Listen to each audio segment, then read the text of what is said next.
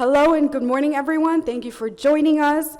We have some great conversations with some fantastic speakers lined up, and you've come to the perfect place to have some of the most important and relevant questions about retail media and commerce media answered.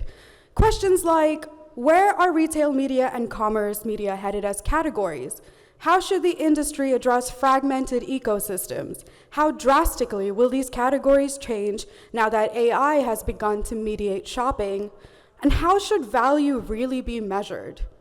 Here's a quick shout out to our incredible partners, Fusion 5 and Viola Communications. And now, without further ado, please join me in welcoming Nadeem Qureshi, Campaign Middle East Publishing Director, to get this show on the road.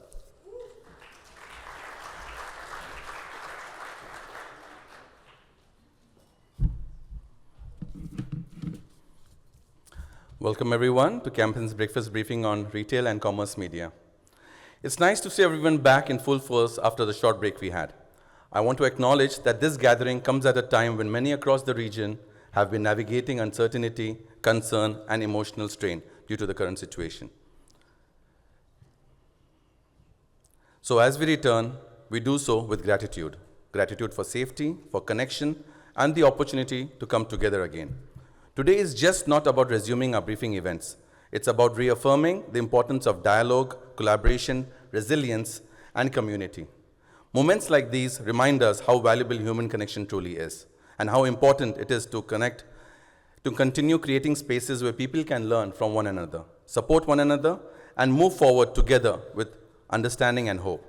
So to all of us who have joined us today, whether you're traveling from near or far, whether you're returning or here for the first time, thank you for being here. Your presence matters, and your commitment to continuing these conversations is deeply appreciated. Welcome back, and thank you everyone for being here with us today. Before we get on with today's event, I want to brief everyone real quickly on the latest news with Campaign and our partners. On your tables, you will find our Campaign Saudi report, which is our second bilingual edition, which we published this month. The Arabic section features strong voices of the Saudi agencies and media ecosystems, and this content would be posted on our Campaign's Arabic website as well, which we launched last year. We have just opened listings for our next month's edition on the audio and radio guide for all radio stations, podcasts, networks, and audio streaming platforms and sonic branding agencies in the Middle East. So please list those services with us. And we also have our submissions open for brands' faces to watch for marketers, where we recognize young client-side marketers aged 30 and under. And on our event side, Campaign Agency of the Year Awards is set to return end of this year. Unlike traditional awards, Agency of the Year Middle East recognizes the region's top performing agencies and celebrates business performance, agency culture, innovation, and diversity.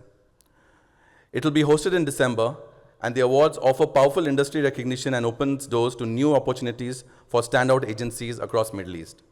Here's a short video on the success we had on these awards last year.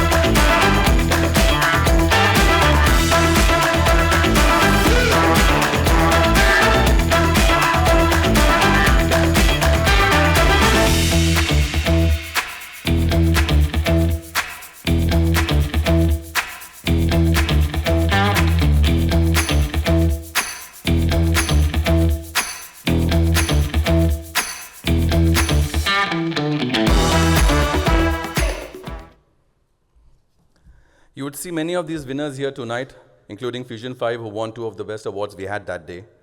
And the early bird entries are set to open next week on June 1st. So take advantage of these discounted rates while it lasts. Coming back to our campaign event, we would like to thank all our sponsors and our partners for continuing to support us for the event today. Our gold sponsors are Fusion 5 and Viola Comms. You'll hear more about them as the day progresses. And if you're headed to Cannes Lions next month, please let me and Anup know so that the entire team can catch up with you there, including Tarun, who will be attending as well. Finally, don't forget to scan the QR codes on the agenda papers in front of you so that we can reach with our partners and give you better content. And that's it from me. I will now hand the stage to Campaign's editor, Anup Oman, who will take the event forward after a short video of Campaign. And thank you everyone for attending, and have a nice day ahead.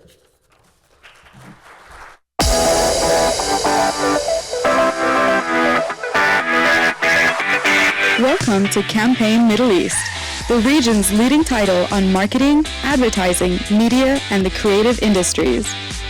Backed by Motivate Media Group and in partnership with Haymarket UK, we've spent 16 years in the region setting the tone, breaking stories, and shaping conversations for the industry by the industry.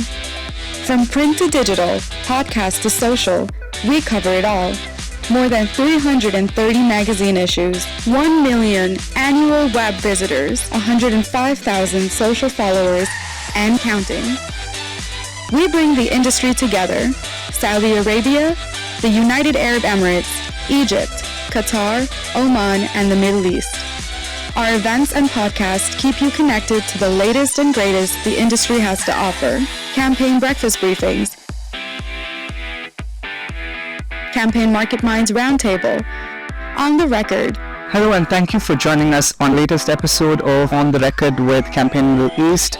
Insightful panels, groundbreaking conversations, you stay ahead of the curve with Campaign.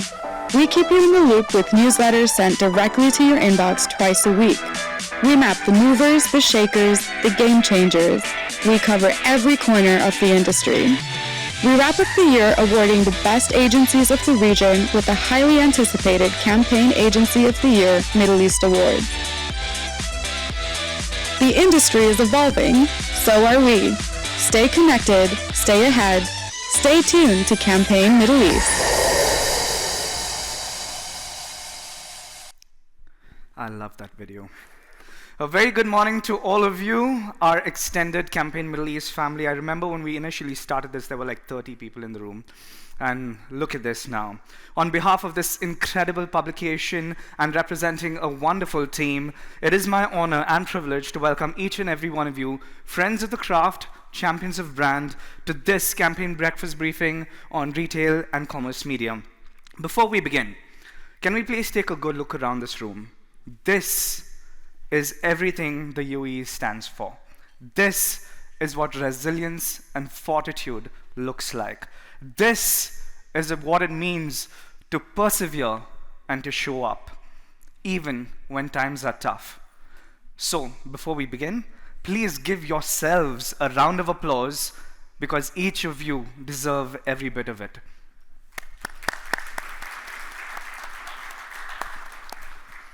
Thank you for not leaving the UAE. We have a lot to be grateful for. Let's start with, we have a lot to be grateful for our jobs, when many don't have them. Schools returning to normal, and I know a lot of parents sitting here will say, groceries still available, and the simple fact that we can still gather in rooms like this to discuss the future of commerce and retail media.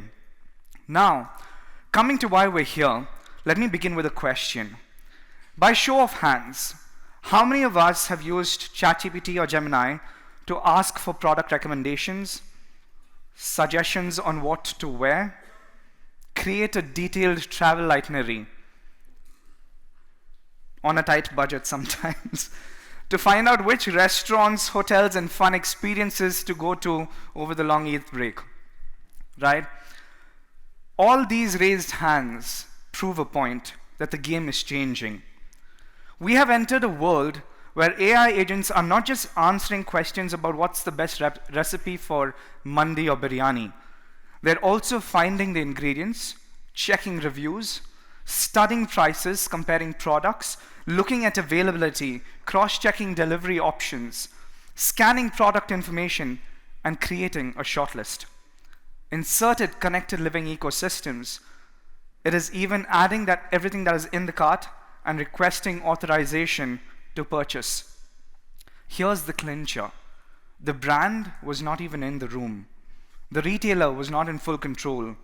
The agency was not controlling the first impression. And the purchase may not even be attributed to the final click. Or will it? This is why this event on retail and commerce media matters. We're not here to discuss another media channel. We're here to discuss a shift in how much demand is created, how that demand is understood, how it's converted.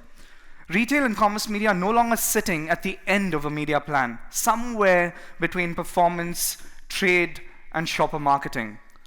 Retail and commerce media has moved to the center of growth. Search has changed, discovery has changed, social media changed inspiration, marketplaces changed availability, and now AI is changing consideration. The old map of the shopping media journey has changed. There are three tools and broad forces that we need to understand now. First, consumer AI assistants, the general tools that people are using every day. Second, platform agents, the assistants built into the marketplace and commerce platforms. And third, brand-owned agents, the experiences that brands are creating on their own digital properties to guide discovery and decision-making. Each one has changed the balance of power. Because for years, we optimized for humans. We worried about that hero image. Is the headline perfect? Is the product description great? Is star rating achieved? Do we have optimum page placement? All of that still matters. But now, we must also optimize for machines. Can AI systems understand what your product is? Can it compare it correctly? Can it trust the information? Can it recommend your product or your service with confidence? Quick show of hands. Again, raise your hand if you'd like to learn just a little more about how to optimize for machines in the age of agentic AI. What does this show? It's great to see a few hands in the room because this shows it's not only AI that needs to learn continuously. We, as humans, should be learning continuously as well. Let me put it plainly. If the product has 3 different names, 2 pack sizes, 4 images, 1 outdated description that was last updated 2 years ago, the AI agent cannot call the category manager for clarification. It will move on. Here's the clincher. Machines may be intelligent, but they're not patient. And the truth is, the shelf itself is shrinking. A digital shelf might hold thousands of items. A physical store might store hundreds. But, and here's the clincher again, an AI recommendation may hold 5, or 3, or 1. That is not a shelf. That is as good as my wife telling me what she wants for dinner. After that, the choice is already made. It's an illusion. Consumers are already ready for this change. So what happens when the customer and the consumer are ready for this change, but the brand is not ready? Then the brand has a problem. So the first challenge is agentic commerce. It is agentic readiness. Are our systems, are our layers, are our content, data layers, retail partnerships, brand experiences ready for this shopper who may arrive through AI? From there, we move to our second problem, fragmentation, which reminds me, how many of you have heard the joke about the marketer and the multi-channel campaign that had a 1-month relationship but had to break up? Anybody? Oh, that's good. So this is the first time. Apparently, there were too many mixed signals and the last touch somehow got blamed for everything. But jokes aside, retail media has grown quickly, perhaps too quickly for its own good. It almost feels like there are far too many networks, too many dashboards, too many metrics, too many formats, and too many claims. I've spoken to several marketers at several roundtables, some of whom are even here in the room. You know what they don't need? They don't need another dashboard. They need clarity. They need common buying frameworks. They need consistent KPIs and cleaner reporting. They need to know whether they are driving incremental growth or simply paying to harvest demand that they already have. And that brings us to the last part of this conversation, creators and commerce. For a long time, influence sat in one box and performance sat in another box. Creators were called upon to create awareness, cultural connection, and conversation. Commerce was meant for conversion, retail, and sales. That wall between them is coming down. A content creator, we have Dima in the room, can not only influence, but also inform, inspire, demonstrate, reassure, and sell in one journey. But that balance is delicate. The creator's value is trust, and they have already built that equity among their followers. So what happens if the commerce tools turn them into walking discount codes or conversion machines? Then the magic breaks. If you are a content creator in the room or have worked with one recently, you'll understand what it is to get tired of such partnerships that are still being judged based on followers, reach, views, likes, and impressions. It's time for brands to stop micromanaging the content and asking influencers to fight for authenticity. The simple truth is that the time has come to measure what matters. Can we, as an industry, commit to treating each other with just a little more respect? To use MMM to measure lift in organic reach and brand search volume?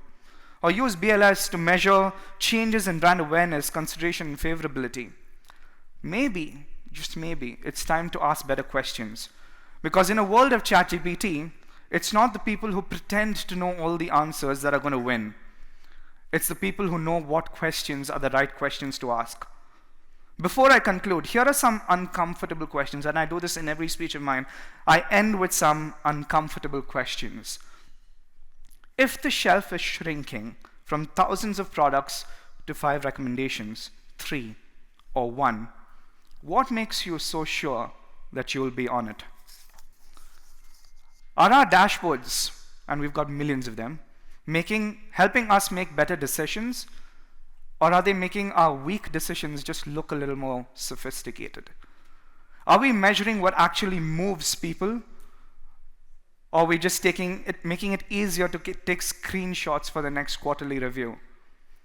Are we treating creators as trusted community voices or just a cheap media inventory with nice lighting? Are we genuinely building brands for the future of commerce, or are we still decorating yesterday's shopping journey with new technology? Most importantly, when we come here today, are we here just to distribute cards, or are we here to actually learn, listen to these leaders who are leading the market on many of these discussions? That's my time. Once again, welcome to the Campaign Breakfast Briefing, Retail Media and Commerce Media. Thank you.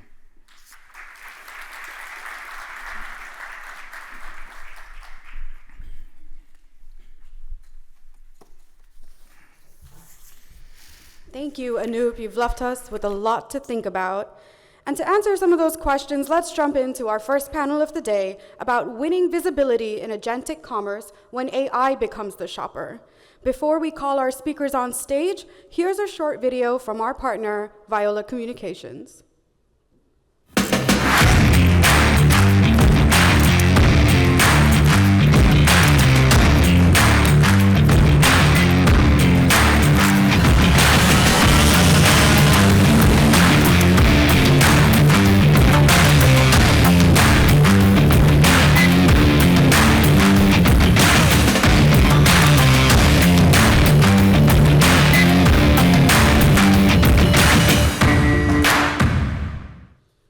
Brilliant. Now let's jump into exploring how brands can ensure that they remain visible and preferred in AI-led shopping journeys. Please put your hands together and welcome to the stage Katib Belkoja, Marketing Director at Toyota and Lexus Alphate Motors, Mohammed Mordi, Experience Enrichment and Retail Media Manager at Arla Foods, Yeshu Yaralagada, Head of Omnichannel Commerce at Lulu Retail, Zoya Shahid, Director of Customer Experience at Viola Communications, and our moderator for this panel, Anoop Uman, Editor of Campaign Middle East. Check. Hello, hello. Do all of you want to check your mics once before we start? Do you want us to say mic testing or hello? Mic testing should be Mic good. testing, mic 1, 2, 3. Okay, excellent. Looks like we're on. Welcome everyone to the first panel of the day on winning visibility in agentic commerce in the age of an AI shopper. Before we start, I remember as a child, we used to go to these small little shops down the road with little pocket change in our hands, and we used to look at all the sweets, and we had to make a choice. Which sweet do we want? I still remember when Dad and Mom took us to the first hypermarket and supermarket, we went like, whoa, so many chocolates, so many snacks, what do we choose from? And then came the era of the dot-com boom. And we went online and we started researching on which is the latest Lego set, which is the latest toy, which is the latest water gun that we can get. And so we went a little more informed into the store. And then things changed again and social media came about. And rather than going to something, things started coming to us. Got a lot more personalized, got a lot nicer recommendations, and things that we do not know even existed suddenly came up on our feed. And we were like, okay, I want that, and I want that, and I want that. We're moving to a very interesting era. We are already in a very interesting era where we're not looking for things as much. We're asking questions and we're getting answers, right? Where we're treating AI as a single source of truth, almost. And this change, this consumer shift brings about some really interesting questions. Now, most of my panelists I've had the option to speak to at some point of time. But Mohammed, this is the first time I'm sharing a panel with you. So I'm going to pick your brains first, yeah? Given this shift in consumer behavior and the expectations that are coming from AI, how do you think brand behavior should also change in order not just to stay visible within the answers that come up, but also to understand consumer preference that's happening on a different platform that they don't own, and then influence that preference over time? Hi, everyone. So back to your point when you said that you go to this small shop in the road where you have very limited options that you can choose from. Now, each one of us as consumers face a lot of options in everything. Not only commerce, it's whether commerce or you go on the street checking for, or in the mall checking for somewhere to eat, or maybe at home when you come back from home tired and you just open Netflix and keep scrolling into the feed trying to find something to watch. So many options that we are facing every day, and we want to take a decision. And I believe that AI is trying to solve this problem, trying to solve this kind of fatigue of decision and shrink maybe the recommendations. Instead of just scrolling through so many options, like it'll give you top 2-3 options, and then the rest for you. Maybe if you want to check or not, but it will influence your choice. Before that, the influence came from so many platforms that you can just go on social media, you see influencers, you can go into websites to see how people are talking, to go on brands' website to see how they talk about their own brands. But now the AI is doing that part, collecting everything, and then comes up with a recommendation for you based on your behavior. And us as brands, we need to think, or we need to adapt to how AI thinks. And again, the AI is playing the role of the consumer in a way that before buying a car, for example, or before buying a new phone, before AI, you can just go to reviews website and see. You can go to social media and see how people are talking about you. Or you go talk to to a brand friend website. about it. Exactly. Yeah. Now the AI is doing that in a minute. But us as brands, we need to be there. We need to, not to influence AI, but to make sure that on all of those touch points, you have your own brand say, or you have your own brand asset on those websites to make it easier for the AI when it collects all this information, that you as brand answer everything that the consumer is asking or the AI might look for. So it actually, I believe it adds more efforts on us as brands, and it makes it easier for the consumer. So yeah, I think adding to that, for me, I think let's take that candy store example. And I think when you were younger, you were taking word of mouth of a friend saying, "This is the best candy I've ever had." But is it really the best candy? Is the question that has changed now, right? Like, is this the best candy for me in the sense that is it healthy? Will it give me cavities, etc., etc., etc. And I think a very cool buzzword, somebody who's working with AI all the time, is prompt engineering. Now, great for people who do know prompt engineering, which is maybe 2%. Everybody else is just engineering prompts. So that's how we would look at it. You know, you're engineering prompts. You're saying something to AI and they're responding. So as brands, the search journey now has changed into what will this person say and what will that trigger. Now, when you used to talk to brands, or when brands talked about themselves, they'd be like, you know, we have 60% great reviews, 80% great reviews. What a great KPI for us. Now, somebody is prompting, and that 2% bad reviews that you have will pop up. And that is the bigger problem area, because a lot of the validation that you need and the brands used to have, that authority has gone away. So that is the bigger navigation space that you have to focus on, as to how do we get the right information, and also realize that prompt engineering is 2%, engineering prompts is 98%, and you have to address that market and get the right products in the right place. People are not gonna, you know, like SEO is still relevant, geo is becoming increasingly relevant, but it is about authenticity even today.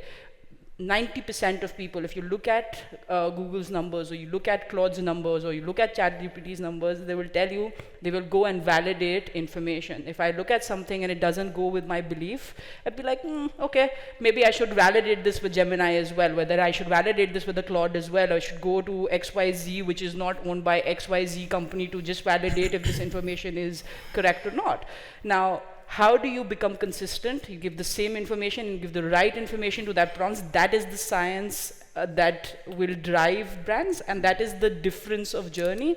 Everything else stays the same. I don't think it's changed drastically. Your brands still need to storytell. They still need to do the same bit. They still need to have products, but they need to ensure that people who are engineering prompts are being given information the way that they need to get it.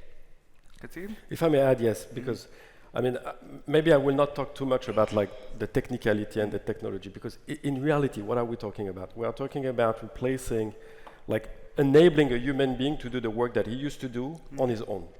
It just means that basically all of the sources of information which were out there for him to actually go look individually and taking a lot of time, etc., which some would find passionate to do, some others would like hate it. Now an agent comes and helps, basically. So what it means for brands, it means that, like both of you said, you need to better structure, organize your data. You need to actually, behind the scene, manage all of those third-party endorsers, publication, magazine, journalists that are talking about you in a way that they portray your product in the best manner. But in reality, you know, when you think about it, customers have always grown cynical to anything that they use to actually choose a product. In the first, like when brands were all marketing and that traditional, exciting, emotional marketing, the customer would follow the brand because of that. And this is what we call brand legacy and brand equity. And this is why Toyota, Lexus, and Coca-Cola and McDonald's, they still benefit today from that they have created for the last 100 and maybe 80 years.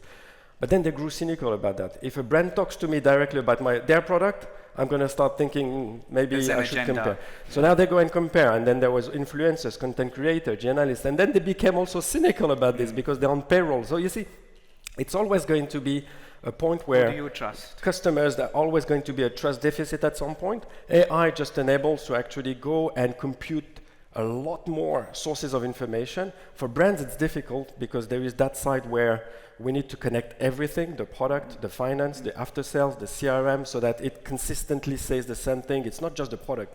When you buy a product, you also buy everything that is around here. I'm going to be, as a customer, treated, etc., etc. Another thing is that, especially in this region, and I tried it myself as trying to be a customer going out there, our product are sold across the globe. They are not always the same. And to your point, you know, this is where customers, and there's limited help we can do with that unless we create our own chatbots, which we do, by the way, to guide into the comparison process. But otherwise, the information that will come back to you might be a model that is sold in US, which has nothing to do with what we are selling right now. And that can create like frustration that, oh, why is it in that color? And why is the leather not coming? And why is that engine? Whereas here, we have all the options that you actually want, but you just don't see it. So we need to be careful about this from a brand perspective, but I don't think this is us trying to go in front of the customer, but more tidy up what we can organize from ourselves. I like that because that builds on the conversation a little bit. When you're saying tidy up, Yesu, I haven't forgotten about you. I can still see you. So I come to you on that question. Like, Kati made a very interesting point because we've gone from a place where, I'll be very honest, as humanity, we've gotten very lazy, right? We aren't going searching for information anymore, right? We expect information to come to us. And sometimes even before we ask a question, I mean, we lived in a generation where we called Google it, right? But we're not Googling things anymore. We know certain people in our circles that we trust. Like Kati was mentioning, we have certain people who do that research for us, right? And we say, hey, what do you think about this? And then their opinion matters to us slightly more than somebody else's opinion. We go to dad for finances, we go to a friend who's a lawyer for legal stuff, we go to somebody who is a sports enthusiast about certain things about, are they going to fire Pep or not? But now, AI has become that single source of truth where we go and AI has become a friend, it's become a counselor, it's become your go-to for everything, right? From a brand perspective, and Khatib hit the nail on the head when he said, how do you get that person, that thing that is your single source of truth to get information about you from the right places? Right? Does this mean that your websites have suddenly become important again? Your product specs and description have suddenly become important again.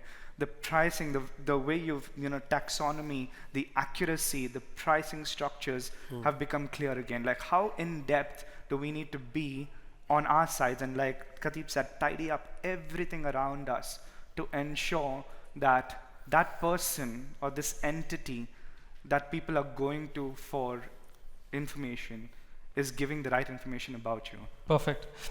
So Anup, I think the shift that is happening is real. People are making their shopping increasingly AI assisted. What does this mean for brands and retailers? And I think AI agents tend to recommend products which they understand very well. And most importantly, they're looking for trust signals. I think my fellow panelists also spoke about. So let's imagine there's an AI agent. I, as a consumer, how do I make a choice whether to go for Gemini, ChatGPT, whatever? Because more and more you'll see which is the agent which gave me a good suggestion and it turned out to be a really good experience. That means trust is a very important factor. So what does this mean? How do you build that trust, right? So, and hence it goes back to, if I'm a brand or a retailer, how do I set up my taxonomy? My product landing page, does it have the right information? And it's not just about the product information. What can the consumer expect after I buy the product, after sales service, warranty? How fast can I deliver, right? So today, if you see most of the agents, I think it's a very generic suggestion. In some categories, probably people use it just for probably shortlisting and comparing. They don't do the entire journey there. What dress should I wear over the weekend? Absolutely. Yeah. So the real fun is when you can enable this entire commerce to be completed in that single chat. Yeah. Excellent. I know on panels such as this, there is this tendency to talk about the beauty of what can happen. Okay, I want to bring it back to reality. Like, what does this actually mean in our day-to-day? And we'll go down the panel. I want to hear from all of you. What does it mean in our day-to-day work? Has it changed the way we operate, I operate, and my teams operate? Zoe. So I think when I look at it, I think the best experiences come with a combination of AI and humans, and you cannot take that aspect out. It does change, and I think I agree with Khatib on it, that the idea of having a lot of agentics and AIs in your businesses is to simplify tasks. Like For years and years and years, we've heard our people say, I'm bored of doing this everyday thing. I don't want to make this Excel sheet. I don't want to. These are conversations we have with all of our people that come in, especially with the Gen Zs coming in who are just why am I building this PPT? I don't want to. Like, I've had all those hand movements happening to me with my managers, and I'm like, okay, guys, calm down. Saying the same thing. Exactly. I never said to my managers, I don't want to do it. They'd be like, shut up and go do it. Yeah, but like, you know, I have all these, like, I could do something so cool with it, and I love that. I love that they have that energy. So the idea is that you need to give that confidence to your teams that, guys, this is here to simplify your task. It's not here to replace you. There's a constant fear that there is something that has come in that is going to replace us. You have to understand an agentic, and I'm saying this as an expert who implements it every single day, cannot replace you, because the agentic doesn't know the product like a product manager does. He needs to prompt those information sets in for it to be effective. A brand manager knows the brand, knows the story, knows what they want to communicate. Agentic is there to do it effectively. You were taking 600 hours to produce a creative, now you take 20 days to do it. But it's a amalgamation of what you want to do, and with the generations that are coming to work with you, and also the audiences that are buying from you, they don't have the attention span to spend like 50 hours building a PPT. I did, you did, maybe somebody else did, but today's people don't. So there's one aspect of that, and the other aspect that exists is you have to be ready, because agentics and AIs are constantly changing. Like, we will implement something this week, and next week somebody will come and tell me, I hate this AI now, it's not accurate. Like, we've had these active conversations of, oh, now Claude is cooler than GenSpark, and GenSpark is cooler than this. And so you are constantly changing. You are in the state of evolution, and you have to stay that way. So I think that is the only thing that's changing, being ready. And I think with us being in senior positions and being a little more firm about, okay, no, we don't want to do this and we don't want to do that, I think the biggest pushback has been governance. But, you know, there are ways around it. Put guardrails, make sure you have right level of approving bodies, and it works. But I think the biggest thing that needs to change is the senior teams need to have more acceptance for it, and the junior teams need to have more patience for it, but it needs to be brought into the systems. Amen to that. Khatib.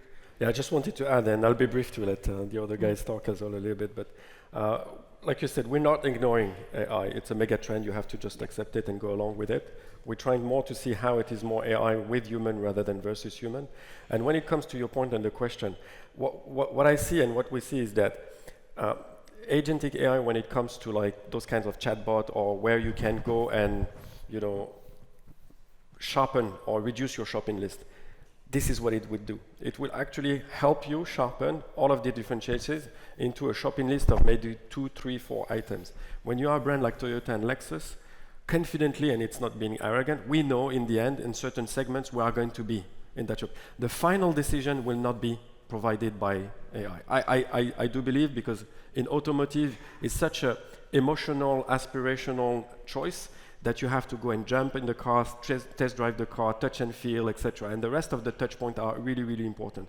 What we're trying to do on our side is creating AI customers and test how they actually behave to the different signals we are giving, to understand when they are comparing, who are we going to end up against with, even though we have a really good idea. But with the new market that is now, being, stormed by Chinese makers and other brands, so we try to understand what is the final shopping list, and this is where we go back into traditional, because I do hope that media comparative test drives, done by those amazing shows where they have fun and there are just some jokes around and they put the cars next to each other, they drive, there is a role play, all of those articles, whether it is in physical magazines or online, all of those amazing content creators which are without us doing it, but we just provide the cars, they are doing those comparisons. I do hope these will stay, and this perhaps requires from our side to be a little bit more trusting and accepting to be more disruptive, so that it catch the attention of any user that went through an AI model to make a short list which is like this, and then our content comes there to do the final nudge, in the sense that there is another endorser, which is more of a human expert, etc., that comes and tell where to go. So I think on our side, from automotive perspective, we're going to shift the cursor and invest a little bit more on those kind of genuine human experiences to complete with the AI journey. Just to add on a point Khatib said about the final decision. So AI, yes, helps you shortlist, but again, all your efforts on other media channels where you try to build your brand and to focus on this emotional message and the emotional connection with the consumer will still play a role in the final decision, whether you sell your own products on your own website or us as a CPG brand. We don't sell directly, we sell through our retailers, whether online or offline. So what I do here is just to influence this decision on AI and to be there whenever a consumer is searching for me.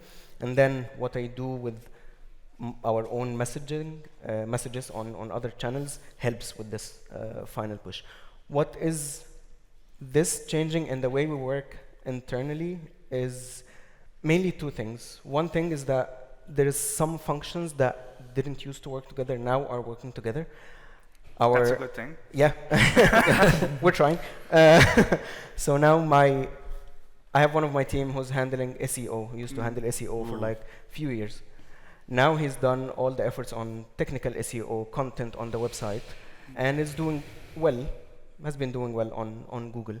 Now AI came, and he happens to be the most one interested in AI as well. So whether in productivity or creative or GEO or AIO. I don't think we all agreed on one acronym for this optimization. So now what he has done on SEO is still benefiting him when it comes to GEO or appearance on search engines. But what he wants to do more is not only on our own website or technically or content. Now he wants to talk to the e-com for the first time to make sure that the product's details are helping us and the taxonomy is correct. Now he wants to talk to the organic social person to make sure that we are available and the captions that we had on the organic social media is helping him as well. Now he wants to talk for the first time with team on maybe Reddit or third-party PR platforms where we, as again a CPG brand, we weren't used to do this. Yes.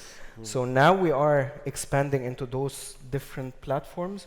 And again, as I said, for the first time, the SEO is working with the e-com. For the first time, the SEO is working with PR. And even the work that we are doing on the website, it has changed the way we develop content on the website. Previously was whenever we add a content on the website, whether it's the main campaign landing page, it has to go through a very long process of approvals from the agency, from the brand manager, to make sure that each and every word we mention matches the tone of voice and everything. And now we want to create much more content that the AI will understand, that might actually not be read at all by a person. Consumer directly.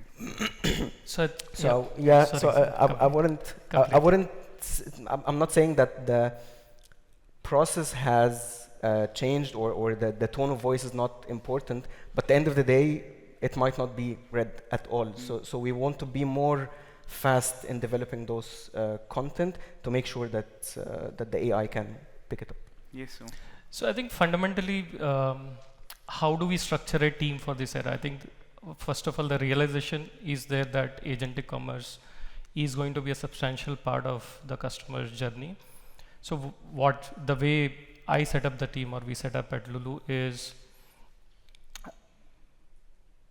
earlier teams were working assuming, let's say, a consumer or a shopper is browsing, and hence everything, the entire I would say workflow was designed towards that. Today what we have done is we have infused engineers, product managers into every pod that we have.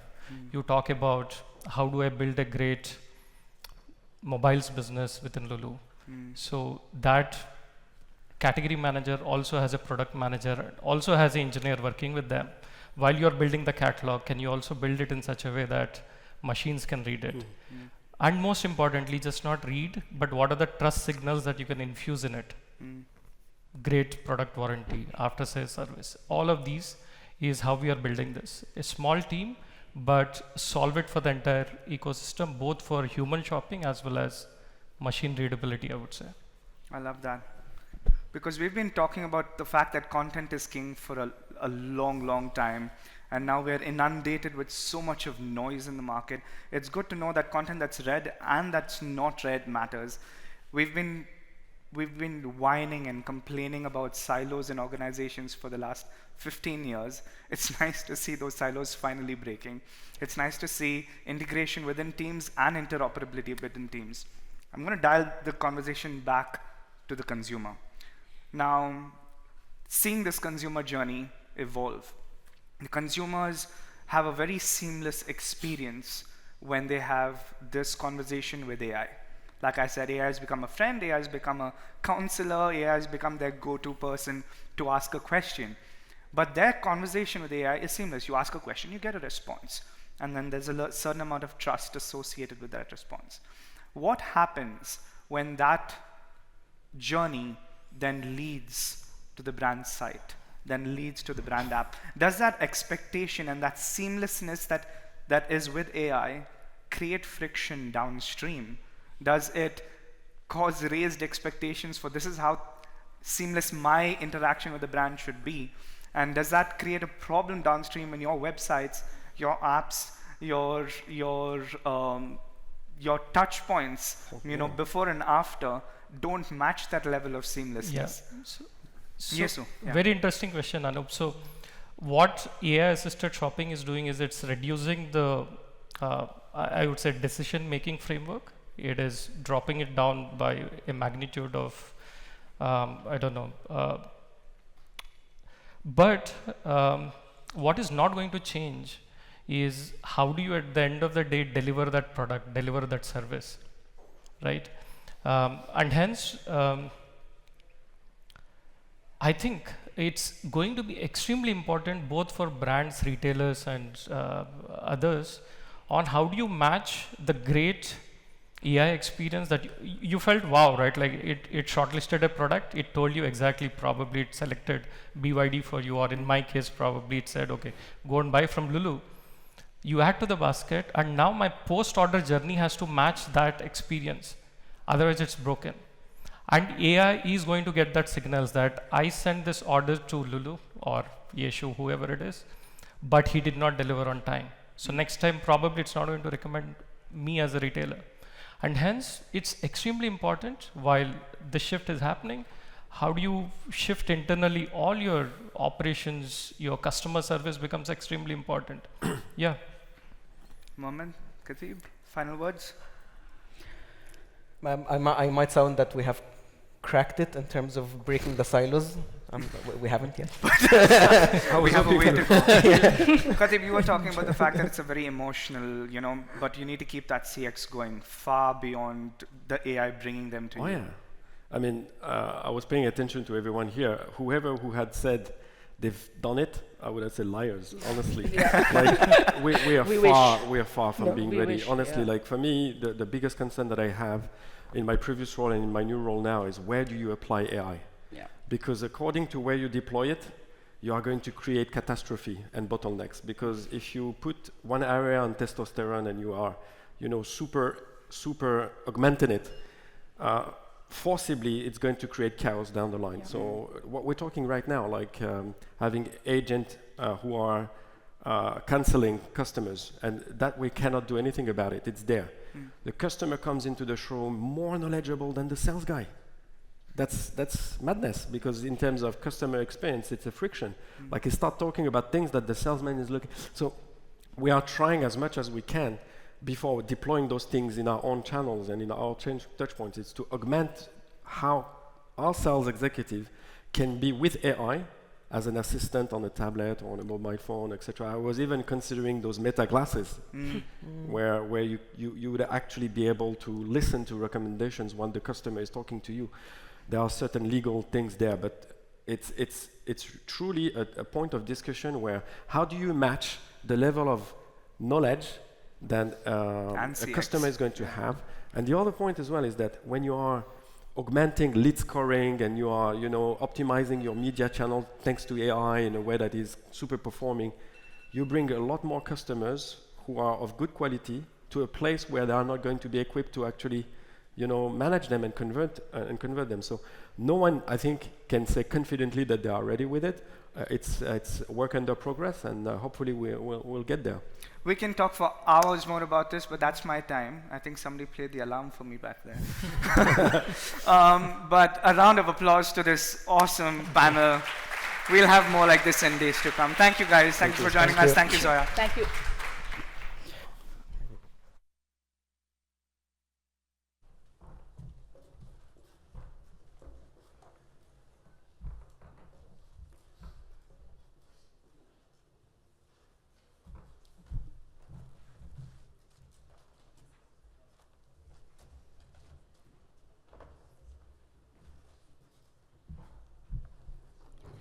Thank you, Anoop, Katib, Zoya, Mohammed, and Yeshu. That was truly an insightful panel.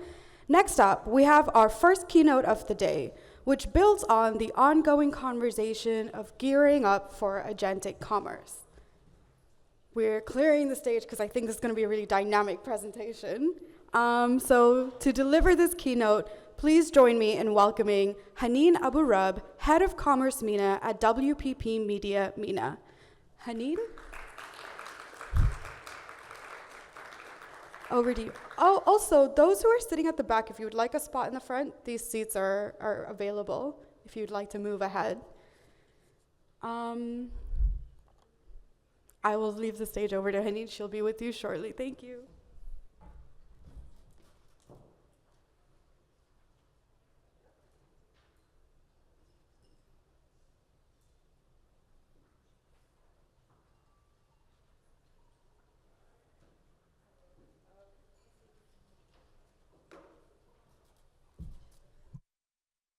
So, thank you everyone for joining the Agentic Commerce session today. In the up 15 minutes, I'm going to take you through the definition of agentic commerce, different kinds of categories that we have seen for agentic commerce, and also how does it look on an adoption level for agentic commerce on a category level, on a geographical level, or finally, what you should be doing as a brand to adopt and prepare yourself for the world of agentic commerce. So starting with the definition of agentic commerce, any shopping that is mediated by an AI is agentic commerce. Any opportunity for an AI agent or an AI entity to navigate the e-commerce system by itself is actually agentic commerce. Agents can discover products, can recommend options, can compare alternatives, and can also do a purchase on your behalf. Not only that, they can also manage the post-services of the purchase. However, in 2026, we have seen different categories of agentic commerce. We have seen different autonomies of agentic commerce. And how does it look like? We categorized it for you into 3 categories. The first one is the consumer AI. These are the apps that you use on a daily basis, like ChatGPT, like Gemini, like Cloud. And these apps, not necessarily for commerce purposes, however, they play a critical role in the discovery of the product. The second one is the platform agent. These are AI systems embedded within the e-retailer, okay? And they help consumer answer questions about the products. Products like compare prices, finding products, and guide the decision of the purchase.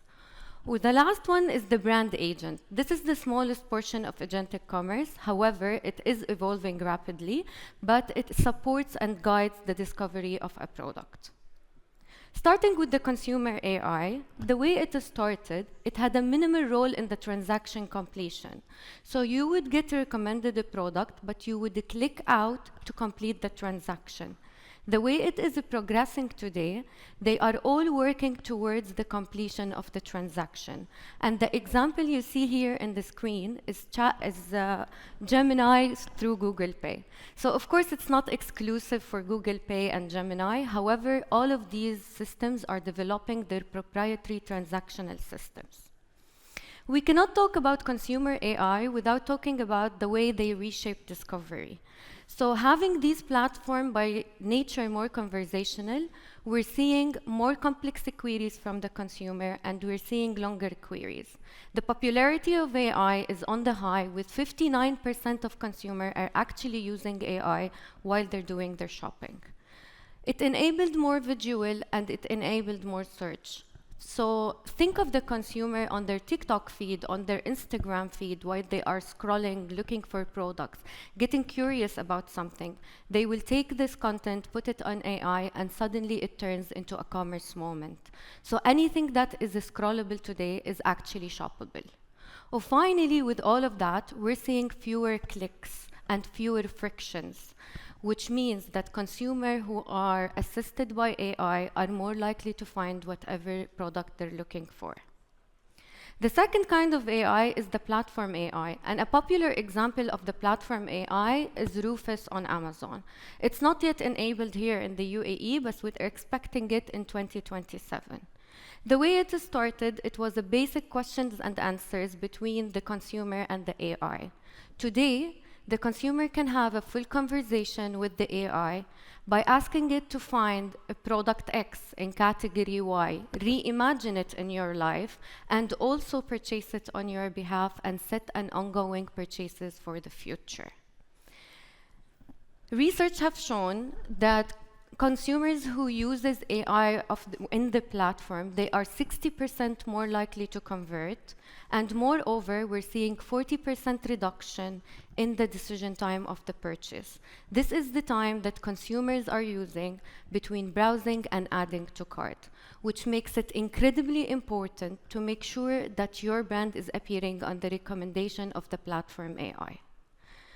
The third type or category of agentic AI is the brand agent. This is the smallest portion of agentic commerce, as we have mentioned previously. It only represents 5% today from the full agentic commerce world. However, they are evolving rapidly. Agent of the brand can really understand the real intent of a consumer and deliver a full experience against it in real time. It started by us having a chatbot on thebrand.com, but the way it's progressing today, it is an AI-powered chatbot. This is not any other chatbot. This is an intent-driven interface, or what we call a WPP generative UI. On the screen, you see an example of Dove, where consumer will take a quiz on their hair type, on their scalp, and the agent will pick up on these signals and will deliver a full experience in real time, mapping all the content to the product, to the logic of Dove, all powered by AI. Brand agents are really important for your brand for upstreaming moments, moments of diagnosis, moments of exploring, moments of narrowing, and of course, discovery. I'm pretty sure right now, the question that is happening in your head, when is my category going to be adopted on agentic AI? And to start this quantification process, we created a framework that will help us understand what are the categories that will adopt fast in agentic commerce, or what are the categories that will have a slower pace. So the first dimension we're looking at is the delegation of shopping. How comfortable is a consumer delegating this kind of shopping or task to the AI? And the categories that will score high are the categories that have less risk, less emotional involvement of a decision making, and they are easy to specify. The second dimension will be how often is a consumer doing this shopping task, and how often they will ask the agent to do it on their behalf. So the output of this framework, we will see categories that will have fast adoption, like home care, like pet food, like personal care. These are routine shoppings or fulfillment tasks, okay? However, on the extreme bottom left, we will see categories like fashion, like jewelries, like car. These are high-risk categories to be delegated, and consumer will still want to be involved in the process of shopping. Here is a consumer preferring browsing over convenience. So the key takeaway of this slide, that agentic commerce will not evenly scale across categories. However, no category is exempt. The second thing we want to look at, how does it look on adoption level on a country level? Of course, it's very much dependent on the AI adoption today, on the digital commerce maturity, and on the AI commerce infrastructure. But what is really worth highlighting that UAE today stands at 64% adoption rate, which puts it in the same league of the US and China. Not only that, the UAE is expected to lead the adoption for the full EMEA region in 2030. Now, what does this all mean for your brand? The digital shelf is shrinking. I'm pretty sure you have seen or heard this before, but trust me, with AI entering the race, it's even compressing it further. If we take a look at the shelf history, we started with a physical shelf where we have hundreds of products. Then we moved to the digital shelf where we have hundreds of products, then thousands of products. And then we moved to the first page because we realized that 80% of the shopping is happening on the first page, and we started optimizing toward the first page. Now, with AI entering the race, the AI will only surface 1 to 5 product, and this is your new digital shelf. What should you do as a brand? Your priority as a brand is to make sure that you are visible on the different categories of agentic commerce, of course, if it applies to your business. So I'm going to leave you with the 3 strategic priorities. On the consumer AI assistant, establish high authority for your brand. Check your LLM scoring, work on your content, social content, PR, user-generated content, and so on. On the retailer AI, develop agentic strategies with your key retailer. Make sure that your content is readable by AI, not only by the human. Or finally, on the brand agent, develop generative engaging experiences using generative UI. Thank you so much. I hope you find this session useful. Please get in touch if you'd like to continue the conversation or you have any question that you'd like us to answer.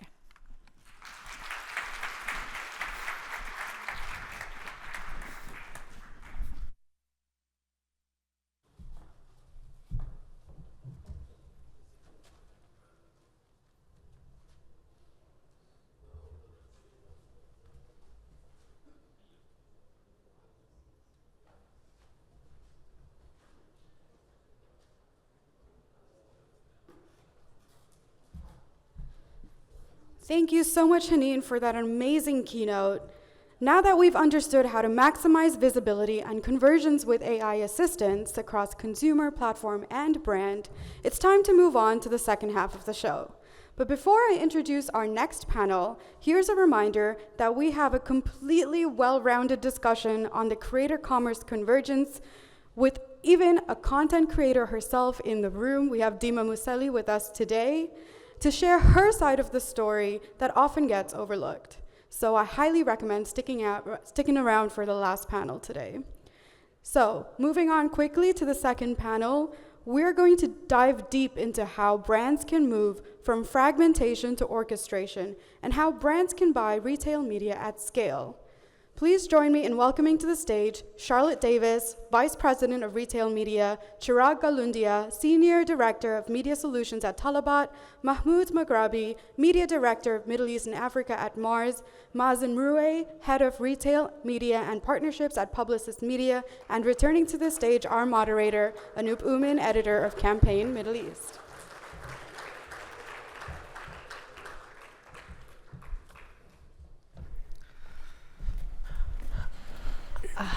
Check.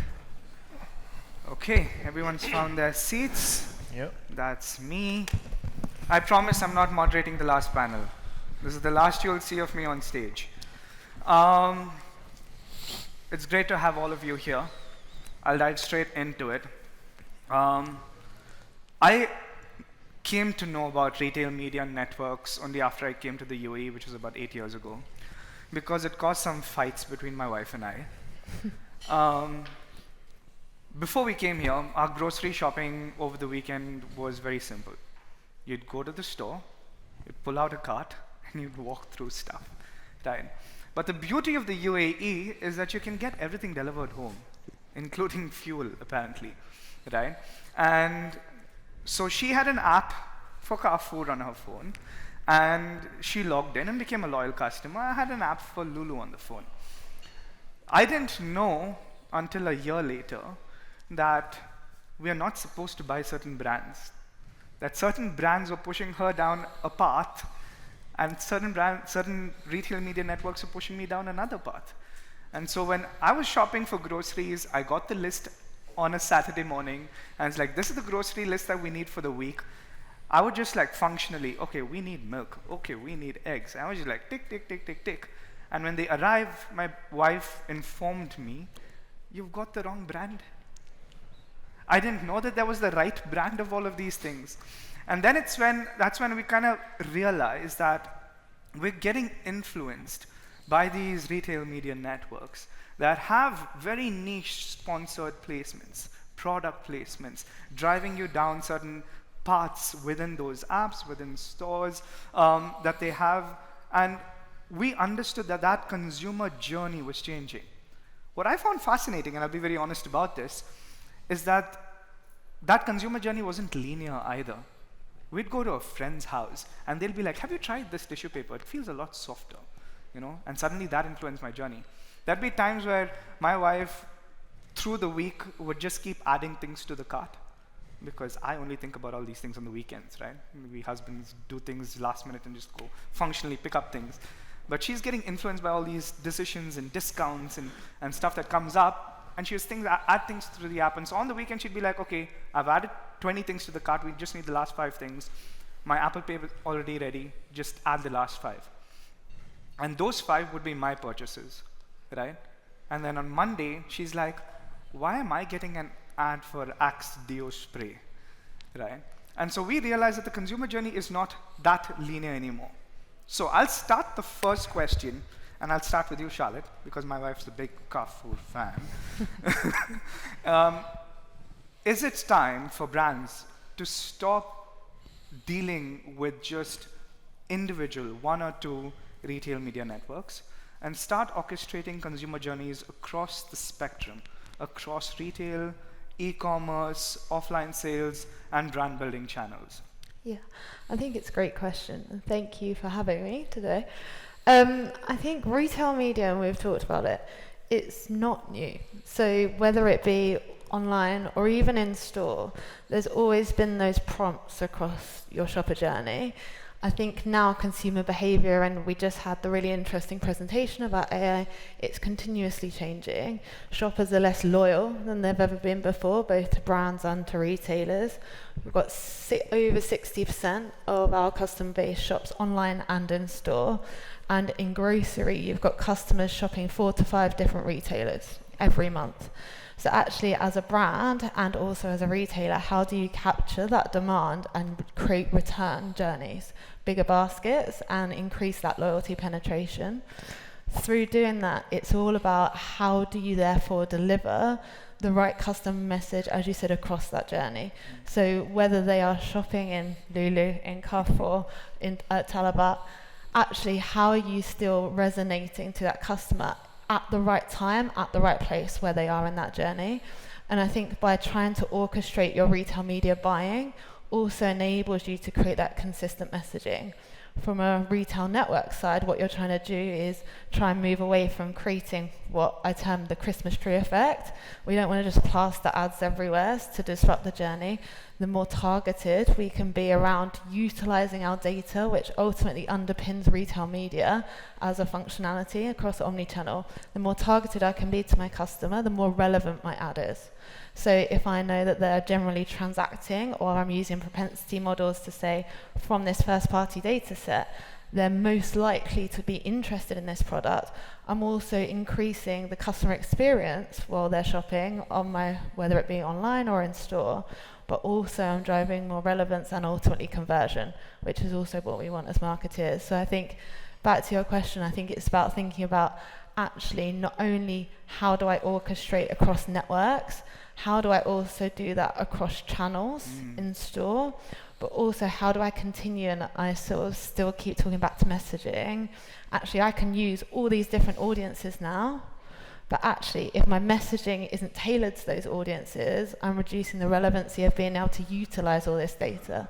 So how do I continue to think about that messaging so it's consistent but relevant, whether it be across different retailers or online or in store? That's such a comprehensive answer, and that's the end of this panel. Thank you very much. But no, honestly, that was such a great answer, because you're saying going beyond RMNs, going beyond a single channel, and keeping messaging storytelling going throughout. Mahmood, from Mars' perspective, how would you add build on that? Right. Thanks for having us. Anoop. So I think it's a matter of, when we say orchestration, or when we talk about how can we, that's an end state, and unfortunately not all businesses or all advertisers or producers can reach to that level today. So it's a journey, right? So before we orchestrate, probably we need to be connected, right? So we need to be connected as functions, and ultimately have that as an integrated brand experience. It is an extremely important journey, and I think it's important that we understand the data signals throughout and try to work with the same set of signals across different functions. Unify our KPIs as different functions for us to be able to reach that state. So it's kind of a journey that we look at it, and I think there is a lot of learnings in different areas, but I would say it really depends on, one, the maturity of the space that we're in, right? And how can the data flow between areas for us to be able to take these kind of decisions, and ultimately show and come across in front of the consumer as a one unified I image. love how diplomatic you've been with your answer. But yes, we'll come to challenges. Chirag and Mazen, I'll bring you back into this. So Chirag and Mazen, the last time we were on a round table together, you were both agency side. Correct, yeah. Chirag's moved to Talabat now, which is an interesting move, because now you're part of that commerce ecosystem that we're speaking about. So I'd give both of you a chance to respond on this before we come to what Mahmood was talking about on challenges. Go ahead. So I think moving now to the platform side from agency, now I'm also on that side where this question is a bit tricky, right? Because you can't, and as what Mahmood said, that the scale at which the industry is growing, not all platforms are equal, right? In terms of either the size, in terms of the business impact it will have on a brand, and so on and so forth. So that's one important part. But I think going forward, we're also seeing this globally with the largest of commerce platforms, and even Talabat is doing that. Is that trying to be, interoperable for a brand across all touch points, not just on site, what's happening on Talabat, but also off platform, right? So how do we connect to, how do we stay relevant for a brand's media plan in overall, and not just specific to what they are selling and what they are spending on. So I think that's where the future will be, that all platforms will need to be interoperable in some form or the other. And I think when I was at Publicis, and Mazen and I were doing a lot of work on that. So now coming on the retailer side, it will be a interesting way of how we transition into that, whether retailers will actually adopt that or not. And I think a lot of global examples is something that will influence us in this region, what's happening in the US or Europe. And picking up on that, that's where I want to come to you and Mazen, like these global examples, right? We'll come to challenges in a sec, because we can talk hours about challenges.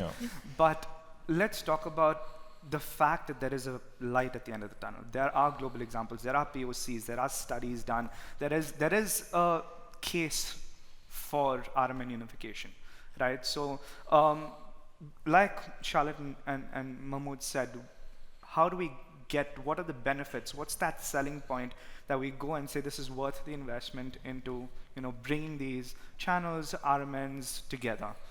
Yeah, I think that's a perfect question. I agree with everyone here on the panel. And again, thanks for having me. So I would look into it from different perspective of orchestrations, right? because the first one is how can we bring, from a brand perspective, the e-com team and the shopper trade and the media together? So I think that's the first one. As Mahmoud mentioned, it's a journey, right? So the first one, how can we bring all the different heads within the brand side to come and talk together? Because it's not a line on the media plan where this is the media, this is the retail, this is the trade. They all need to come to agree on a bigger picture and strategy to really how can we reach the consumer from a 360 perspective. And then the second one is, as Chirag mentioned as well, and the case study that we are going when working with MAF is how can we close the gap between working on-site, off-site, in-store. So that's another type of orchestration where it's not like if I go to the store, I will see a different message, or if I am on the Carrefour app, I will see something, and then if I'm on TikTok or Meta, I will see something completely different.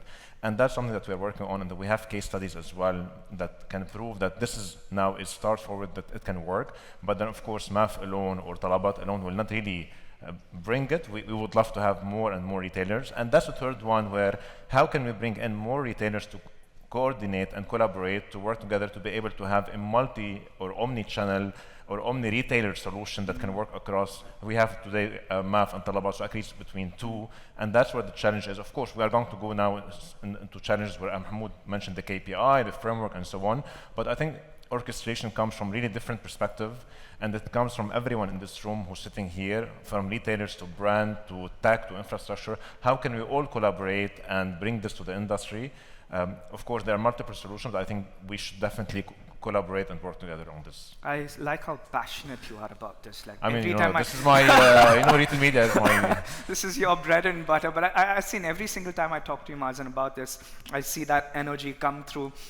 Omnichannel orchestration, true, where the onus lies on the brand side, break those silos, come together, work together. But the other part of it, when it comes to RMN unification, there are challenges that have been raised, where each RMN seems to have different inventory, different pricing models, different buying frameworks. You've got different metrics of success. You've got a host of different dashboards. They all report differently. So there's like every single time this comes up in conversation, it tends to be, yeah, that's a lovely dream to have, but it'll never happen, right? So what are these challenges? And let's just call it out as it is without mincing words. What are the true challenges we're facing in terms of RMN unification? I mean, I'll start with you, Chirag, because you've been on both sides now.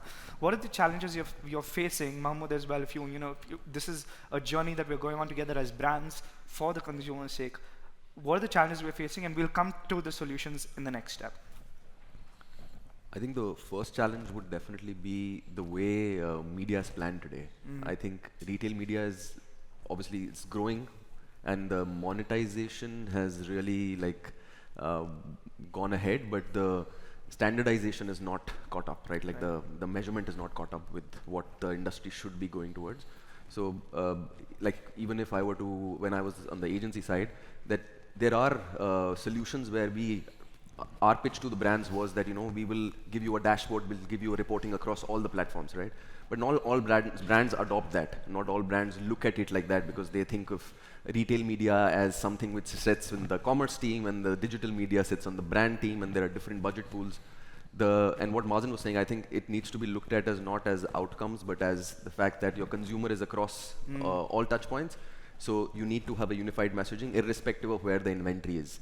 And what that inventory is, you can buy it at CPC, CPM, or tenancy or whatever, but you need to have that in place. So I think first is the adoption of brands trying to say that, okay, my media plan is not digital and e-commerce or retail media, it's overall digital, right? It's a complete holistic investment. Quick follow-up, as a brand, do you still believe that is still possible?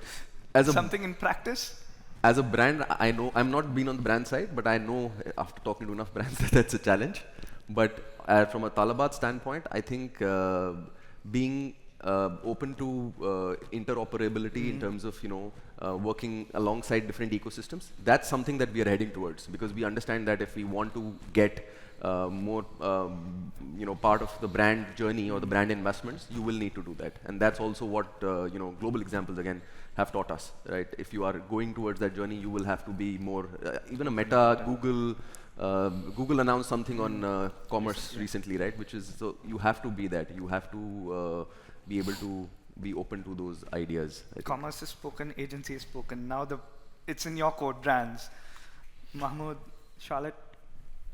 Well, I think it's we've seen it before with the digital space, where we had a lot of social platforms coming up with their own KPIs, their own formats that brands needs to behave differently in every space they're active in.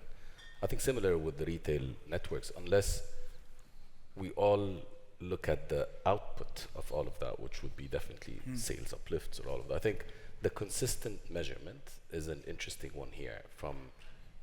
We need to agree on, for example, the attribution. These are the things that we need to unify behind, but still work with these retail networks their own way, and ultimately, again, we start lifting the language and unifying it down the line. But at this stage, I think it's a matter of a net of opportunities that needs to be captured, but then fine-tuning as we go. And again, the learning is within every space. Charlotte, do you think it is in the near future, or are we talking about something that will happen 5 years down the line eventually when we get there? I think it's something that's needed, right? And I think it's the biggest challenge, whether you look at the US, Europe, now also here. The more and more retail media networks that launch, the more fragmented the landscape becomes, and the harder it is for agencies and brands to navigate. But I don't think it's new to media. I think when even sort of digital started, as publishers launched inventory, the system was fragmented. So it's not just a supply side issue. I think it's also then demand side. So how do we start to unify that? And I think there probably is going to be a time where there is going to be a need for a platform that can unify inventory, both from an on-site, off-site, audience, in-store perspective. You've got proximity out of home also that feeds into that, as well as in-store. So I think it's quite a complex sort of landscape of different media capabilities, but as they do become more standardized, the opportunity to consolidate and create unified ways of buying, I think, is going to really help to support agencies and brands in the future. Are we there now? No. And I think for all the reasons we've just said, the measurement standardization still needs to happen, and even the buying models. And that will take time, and I think you're even seeing, probably even in Europe, you're not there yet, but I think already there are launches coming in market that are going to start to create that standardization. So I think, again, back to probably Maisen's point, the more we can work together as an industry to also say, okay, there's so many different opportunities with retail media. It isn't just that end click anymore. It's actually, what am I learning about my audiences that I can utilize? Actually, in a lot of cases, it's really strong awareness channel when you think about the footfall that you get across stores. So how do I think about the KPIs and the metrics and create the right measurement and attribution framework so I can start to compare and then almost have my own sort of premium inventory sets and specific on audience areas, and standardize that media like we do in other areas of across the media funnel. So I think that hopefully will come, but it's probably going to take a couple of years at least, I would say, for us to get there. But I think the more people start to talk the same language, the more that we can shift it quicker in that direction. Beautiful, love that. Because again, I think every time I speak to Mazen, one of the things that comes up is, let's stop whining, let's stop complaining about the challenges, let's talk solutions, right? Yeah. So Mazen, I'll come to that. I mean, we've spoken about the education piece. We've spoken about the culture piece. We've spoken about the collaboration piece. There's the beauty now is that we're starting to see the same language being spoken across the industry. What, according to you, are the levers now that we need to start moving towards maturing that conversation to action implementation? Yeah, but before I do that, I think not all of us were honest about the challenges, because I think there are more challenges that were not addressed. I think the market is getting a lot of global attraction, and every day the number of new entries to the market are increasing massively. I think this is something that we're all noticing. Which is fragmenting it even more. that you have a lot of global players coming to the market. The second one, I'm going to be fully transparent as well, a lot of current players are changing their game and tapping into retail media because it's a hot topic. So you have also more entries in the market, which is causing, in full honesty, more fragmentation, which I think what we need to do is take a step back and see, okay, what solution are we solving and what are we solving and how can we solve it together instead of creating more fragmentation and more problems. I think that's also important. I think we spoke about education, but I think we all still need to work on that because that's a challenge unsolved. Again, the more players, the more fragmentation is causing more challenges on education. I think those are some of the challenges in my opinion that also needs to be addressed. Now, in terms of solution, I think you are spot on. I think one thing that I have, because also I'm in the IB Europe, so we have been working on a solution where, for example, that will serve at least the on-site programmatic. So how can we bring in omni-retailers at least into one solution? And then we figured out, okay, why don't we bring in the programmatic to be a on-site solution, not only for endemics, but also for non-endemics. That's one. Another solution would be really is on the in-store, because we spoke about it a few months ago as well when I was sitting here, is how can we bring in more inventory for in-store, and how can we make that more standardized and with the same tech? And that's something as well. I don't believe that this would take 5 years. I believe this would take maximum another year, that we can see more players joining the in-store with a full measurement, which is similar across, let's say, Lulu, Carrefour, and all the other grocers, so you will see the same one. And I think the third one is really about clean room solution and measurement. And then I think that's a very important topic that my colleagues here on the panel touch base on, is how can we have a standardized framework? And then in the last 2 years with IB, MENA, and Europe, we have worked on I would say there are levels of standardization, right? The floor one, which is all of us agreeing on the same KPI, what's the loop window, what's the meaning of endemic? So really the basic one. But then as you go further and further, we need to reach the scaling. And that, I think, is how can we all of us agree on a shared measurement infrastructure? Right. I think that's, and who's going to bear the cost? Because the cost needs to be paid, but by whom? Is it the brand? Is it the retailer? Is it the agency? And I think all of us need to be part of it. And then once we unlock that one, I think the partnership that I cannot mention today, but we are working on a solution where we are bringing in the media platforms, because doing MMA is not cheap to do every single time. Then how can we really focus on a full funnel measurement? And then how can we do test and control group with the Meta and TikTok and the like? And then how can we really show, it's not really a performance play anymore, but this is a full funnel play. And then when we do a test and control group, this also is impacting that you have seen the ad somewhere on the social media, on the offsite, where Chirag also mentioned that, and Charlotte, is we have to tap into offsite.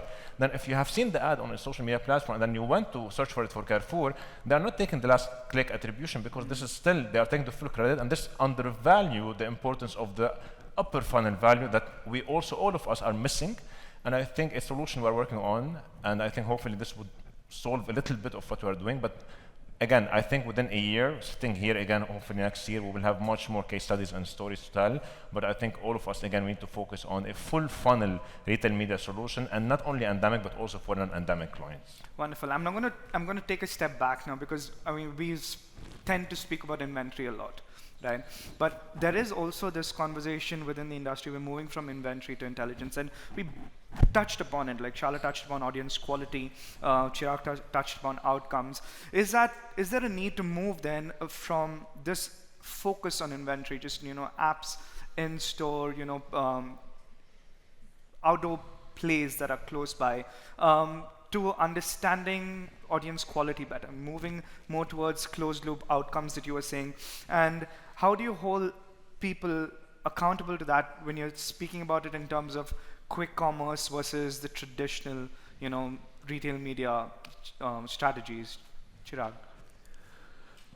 So I think platforms are moving away from, like, even quick commerce platforms or commerce platforms will move away from just being delivery platforms or commerce platforms to more commerce intelligence platforms, right? Like, so it's more about intelligence that is baked into the entire approach of how you are, working with brands, both on the retail side as well as the media side, because there is also organic, there's inorganic part of investments that brands make on platforms. And I think platforms which will have inventory is easy to replicate. I think everyone can have multiple placements, assets, but the intelligence of transaction data, of what consumer buys, and quick commerce platforms like Talabat have an advantage of buying behavior multiple times a day, right? Like you can target a customer in the morning as well as in the evening while he's actually wanting to buy or will be buying, and that's the kind of prediction we are getting to. So I think in a way that just focusing more on how you are using the audiences better, and the rest will, I think, follow, right? The inventory is not that important. Then what is important is how you use the audience signals and intelligence better to drive outcomes. And closed loop measurements are obviously the future. So that's important. Yeah. From a brand's perspective, Mahmoud and Charlotte? Yeah. Okay. You touched on measurement. I think that's one of the key, I think also that extends the fragmentation, right? Because one of the biggest benefits of retail media is that you can run closed loop measurement. We can actually start to attribute real sales both in store or online to media, whether it be through control groups, audience holdout groups, and the different ways of targeting. But in the nature of the fact that you're measuring it ultimately against retailer EPOS data, that also creates the complexity, because that is always going to be the retailer's crown jewels, right? So actually, how do you then open that up to create that open measurement? And standardization is where that's going to become the challenge that we face, is we can actually unify the inventory, but the measurement is always going to have to be sat with the retailer side. But I think the audience quality piece is really interesting, because I think actually there will need to be some different ways that both brands and agencies can start to understand what different types of audiences are out there across all the different mini walled gardens of networks that we have now, and where are they best utilized. I think the main thing that's going to be really important as we all learn and grow it together is actually not making those quick judgments and really thinking back. And anyone that knows me, I'll continue to bang on about key objectives and KPIs from the beginning. I've sat with good friends of mine and brands that we work with, and they're like, we've used this audiences don't work. And you're like, okay, let's have a look about it, and actually, is it because of who we're targeting, the creative impacts? We actually didn't have stock in store, and it hadn't translated through to the teams. So I think it's really important that also when we're doing that audience testing, we're thinking about how are we going to measure success from this to allow us to then utilize, and hopefully over time there'll be even more collaboration with multiple audiences across retailers, and that's where I think it's going to start to get really exciting for brands. I like that excitement as well. Mahmoud, same thing around move from just replicable inventory to intelligence, and like Charlotte was mentioning, audience quality in walled gardens. Right. I think we need a mix of both, right? So the inventory gets you the scale, and pretty much you sell more, right? The intelligence helps you design the next sell, right? So if you think of the intelligence today, it helps you design the offering and a better offering and become more relevant. So you really don't need thousands of impressions or thousands of exposures to land a specific sell. So it's pretty much a mix of both, and there are networks today that rely heavily on the inventory but zero intelligence, and the opposite. There are others, heavy tech, good intelligence but lacks the scale. So I think as brands we look at both and balance both for us to be able to design the next sell and capture and optimize the existing demand. Perfect. We've got about a minute left, and Nadim's given me the minute. Everyone who's ever been on a panel knows that Nadim has to give me that once every single time I'm on a panel. I want to close, but before we close, we'll go really quickly down from Mars and onwards. I want to touch upon this one problem that we've been talking, I'm not even kidding, for almost 12 years now. Can we get past LCA? I know it's the most irritating thing on the planet, but I want, can we draw a conclusion on understanding retail media, commerce media beyond just last click attribution, and understanding its role throughout that journey of consideration through building that brand loyalty? Great. I will be very quick. I think we definitely will, but this will in partnership with more partners who's not in the room. We need the media partners to be in the room as well to be able to discuss that, because we want to have a full funnel attribution. So there is a solution that we're working on, and I think we can. It's a matter of having them agreeing to it, because that could impact every single partner in that journey from upper funnel to lower funnel. So that, yeah, we can. Charlotte, you're as positive? Yes. Okay. It's flashing zero. No, no. It Don't worry could go about on that. for a long We'll time. finish. But yeah, no, I think, and that's where I think audiences are going to play a key part in being able to now start to look at that, because I think previously it was really difficult when you're looking at your measurement. There was no other way if you're really looking to attribute a sale outside of that last click. Whereas actually, if we can understand the audience behavior and their engagement across different media formats across their whole journey, we can then start to use models to look at actually how is every part of that funnel affecting that end user, whether it be the end click at the end, but ultimately actually how does each individual format play a role in driving incrementality at the end. Perfect. Mahmoud? Absolutely. Totally agree with that. That's the best. Chirag, anything to add? No, I agree again with Mazen. I think all ecosystem players will have to come together to align that, yes, last click attribution is not the holy grail. There are other things as well to look at for a successful So let's just campaign. say that for retail and commerce media to reach where it needs to, we just need better collab, better understanding of where we're all at and where we need to go. Round of applause to these wonderful people on stage. Like I said, I'm not going to be moderating the last panel, but stick around because I've been told we've got a content creator on the last panel who's going to call out the brands on stage for better collaboration. Okay, that's it from us. Thank you, everybody.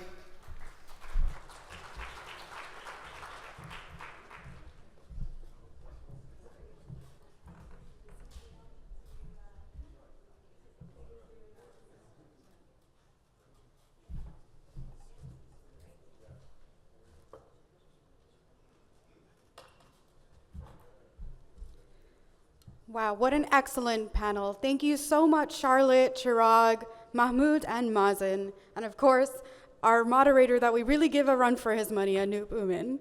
So, can I just say, I love the way that this agenda is flowing. All of those discussions on measurement and previously with agentic AI, it brings us neatly into the last panel of today. Before we call our speakers on stage, here's a short video from our partners, Fusion 5.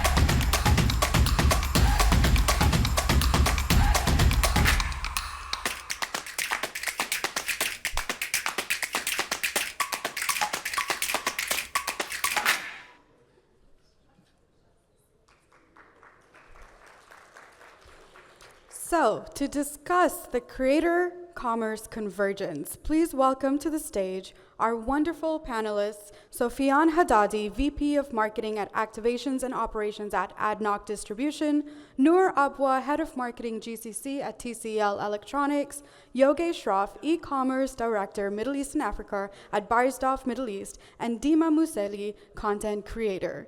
And moderating this panel, we have Rami Mugani, Client Leadership Director at Fusion 5. Please give me a warm welcome to all of our panelists.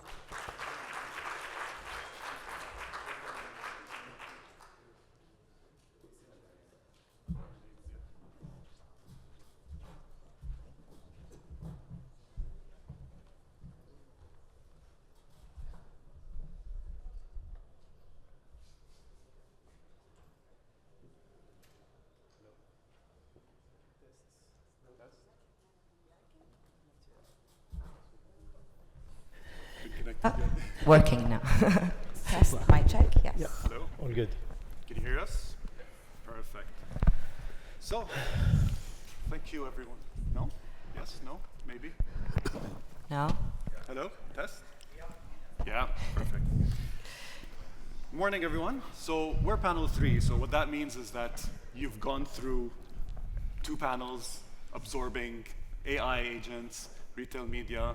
So respect to you for that, because that's all before your second coffee. But I promise you, we've left a really engaging panel for you for the last part of the day. And thank you, my one friend. Yeah. So I'm Rami. I head up client leadership at Fusion 5.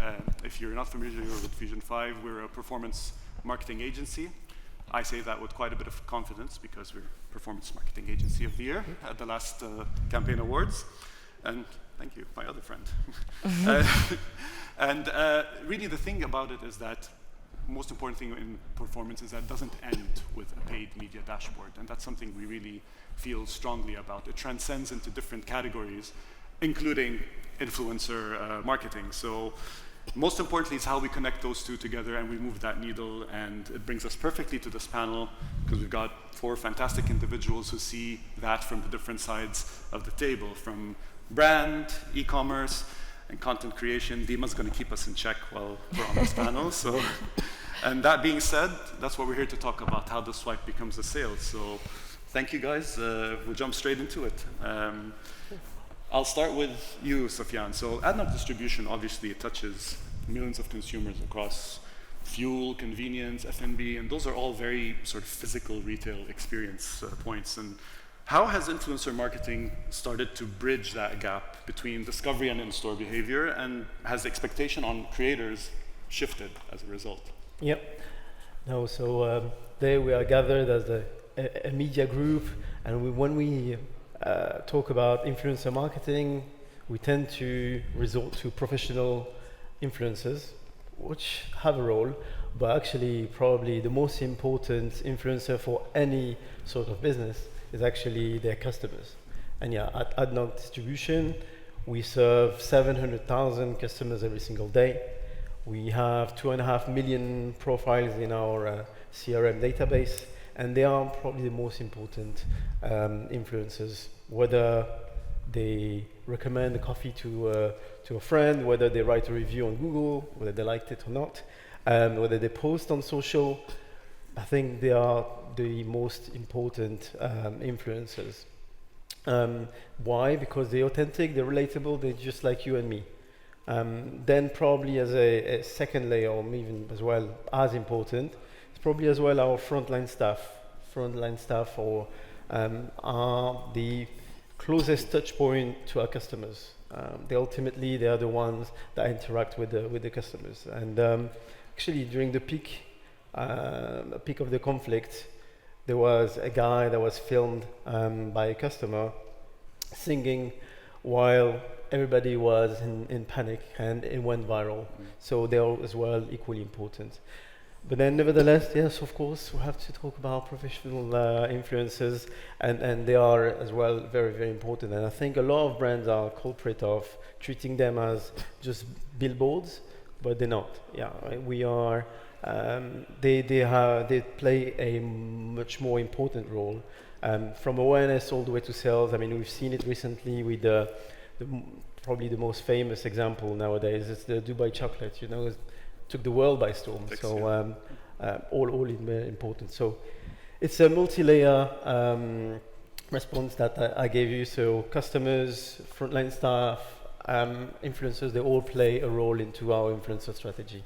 Yeah, absolutely. And it's interesting, you touched upon the point of relatability. And so Dima, for example, your audience, they follow you for family life, humor content that you put across. It's an incredibly personal kind of trust that you portray. So when a brand asks you to not just feature the product, but to actually drive a sale, how do you decide whether that fits your content without it feeling like it's a hard sell? Of course, yeah. Thank you so much for having me. The biggest red flag in a collaboration, when it feels weird, when it comes as a shock to your followers, when people are thinking like, you know, why is this person promoting for this brand? A healthy collaboration is a seamless one, a one where you can actually integrate the product within your story rather than having it as an interruption to it. This is very important. So relevance, authenticity, and consistency. This is the best way to gain trust, because there's no trust, there's no conversions. These two come hand in hand. The minute your audience genuinely believe that you would actually use the product yourself, it's done. Trust will happen and conversions will follow. The minute they feel that you came just for the paycheck, or they feel that this content is too scripted or forced, you lost them. They're out. Yeah.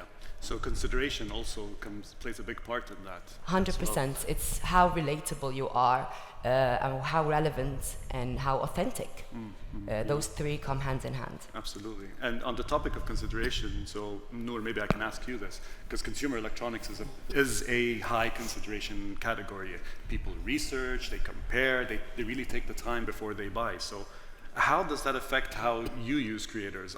Are they top of the funnel, awareness drivers? Or are you now asking them to actually play that closer to point of purchase role as well? Thank you, Rami. So, I mean, we have shifted from working with, awareness-driven content creators versus conversion content creators. At the end of the day, for us, it is how they play the role at every stage. Like you mentioned, with TCL, appliances, electronics, it is a long journey of consideration. So people will be reading reviews, they'll be watching YouTube, they'll be Google researching, word of mouth, and I think this is where a lot of the content creators come in handy, because they are the voice of whether it be technology, whether it be lifestyle, and how the appliances fall in. And for us, it's, we might be working with lifestyle influencers to build that aspiration of how it fits in. And like Dima was saying, is that, is it genuine? How does it fit in my lifestyle? Am I working with it because it makes sense? Versus, for example, a tech influencer that is working on, closer to the decision-making stage of, here's the reviews, here's how many nits this is how it can work for you from a gaming perspective. So we've got a long process of consideration, and we rely heavily on our content creators to work with us as partners. And it's very important that we, like Dima was saying, is that we work with that authenticity and credibility of it's not an instant buy. We're not going to be working with a content creator that someone is going to purchase a TV within the next day. I mean, our TVs range from 2,000 to 45,000 dirhams. So we need to build that credibility and then eventually see where that falls under the entire stage of the journey. Yeah. It goes across a very wide spectrum, and that definitely makes the consideration and the authenticity play a big part. Very big role, yeah. And also, I think we need to also think about loyalty in consumers. And Yogesh, maybe I can put this across to you, because Bayerdorf sits at that really interesting intersections, like strong heritage brands like Nivea and Eucerin, with very loyal customer bases as well. So the pressure to compete in that digital shelf also plays a part, I think.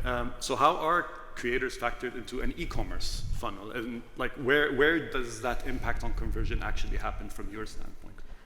Rami, as you rightly said, the tension is real. On one hand, we have strong brand equity, but on the other hand, the digital shelf is extremely fragmented and competitive.